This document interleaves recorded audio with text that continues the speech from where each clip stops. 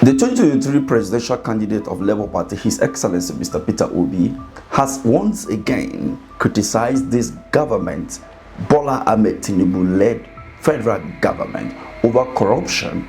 And this allegation this time around is something that we should not take it lightly at all.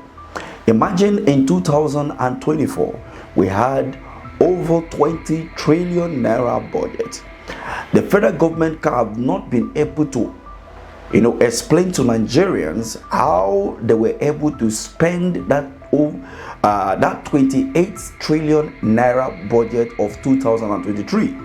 And don't forget that we had a supplementary budget. We saw, how Peter Obi also unveiled. We brought those issues here. You can check videos here to see the full details of all of what happened in 2024. And again in 2025, we are seeing a budget of over 30 trillion.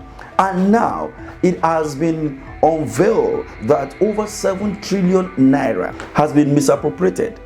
Now, with all of these and the problem that Nigerians are facing, while will some kind of budget, projects be, imputed into the budget of 2025 without anything on ground? Why? But His Excellency Mr. Peter Obi have this to say about this latest revolution of over 7 trillion naira. I'll vote for him. According to Mr. Peter Obi, quote, Nigeria remain a relentless scene of corruption. I have consistently maintained that for this country to make progress, Nigeria must cease to function as a crime scene and be repositioned for genuine development. He went ahead to say that this entrenched corruption, persistent and deep-rooted, must be nipped in the bud if there is to be any meaningful turnaround. How else can we explain the distress revelation by which uncovered a struggling 7 trillion naira in questionable projects incited into the 2025 national budget? I am convinced that this figure represents only a fraction of the actual amount misappropriation. These findings are deeply troubling and confirm my long-held position that we have turned our country into a crime scene. We must urgently, aggressively combat corruption, misappropriation, and physical recklessness in order to manage our resources effortlessly and efficiently and invest in critical areas of development, health, education, and lifting our people out of poverty.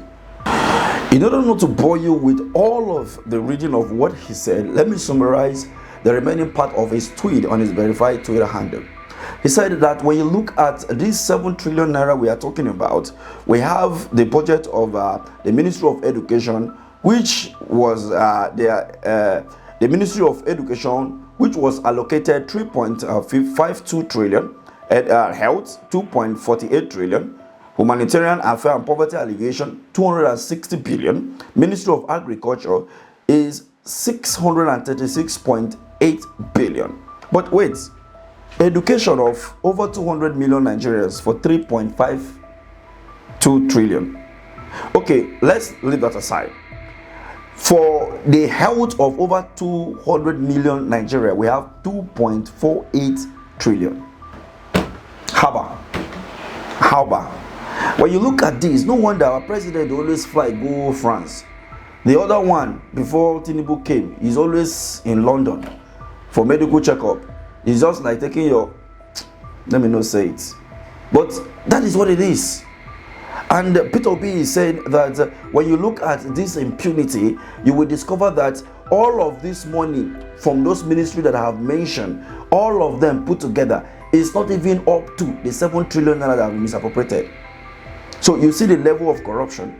And we just saw in the news today that the House of Rep member has passed, a bill has passed at the House of Rep member for second reading over an agency that will oversee the proceed of crime, and that the EFCC will no longer be involved with any recovery loot and all of that. In the first place, have we been able to even recover any form of loot from criminals? No. All we have seen is some set of people who have been convicted by the Supreme Court, by the Federal High Court, and all of that. But they are the one parading themselves as senators and in high places in Nigeria as of today. Oh yeah, how do you explain that to me or to a layman on the street, telling them that this man has been convicted by the court, but yet is in power? Not that he's covered by the immunity. He was convicted even before he get into power. How about that? Right. So when you look at this corruption, Mr. Peter Obi that Mr. Peter Obi is talking about here, he said in conclusion that we must confront this corruption, misappropriation, and physical recklessness with unwavering resolve. Our national resources must be transparently managed and strategically invested in key sectors like health, education, poverty alleviation to secure a better future for our people. We must turn this nation around. A new Nigeria is possible. And when you look at this whole drama here, it is just one thing. Politicians and those people that have been appointed to hold one or two offices in Nigeria as of today are people that have done something for either Mr. Governor or Mr. President or maybe one senator, and then when they get into that power, they have to pay them that favor by giving them some certain political position without any form of competence. And at the end of the day, it is all about stomach infrastructure. It is all about how they can milk the resources in the country for their own personal gain.